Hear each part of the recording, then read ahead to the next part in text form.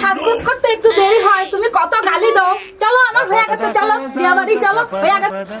ভোজনের আগে আর দরবারের পরে যাইতে লাগে। ভোজনের আগে না গেলে আঠা পাতার গন্ধে পেট ভরে যায়, আর খাওয়া যায় না। এতগুলা টাকার গিফট দিমু, না খাইলে তো লস হইব। কি করতাছো দেখি তো। চলো মা, হয়ে গেছে। কি করতাছিলা বৌমা, আমার একটু কৌতো।